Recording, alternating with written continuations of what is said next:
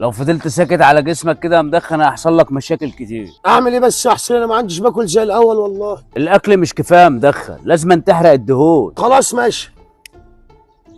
انت ايه اللي انت بتعمله ده يا مدخن؟ كده هتلسع نفسك. يا عم مش انت اللي قلت لي احرق الدهون؟ يا ابني انت فاهم حرق الدهون غلط، الله يخرب بيتك. نورت الدنيا يا مدخن، كل سنه وانت طيب. انت بالصحه والسلامه يا حسين. ما عاوز مني اي حاجه قبل ما امشي؟ لا عايز سلامتك، تشكر يا مدخن. خد بس الباب في ايدك وانت طالع. خلاص ماشي. سلام يا حسين.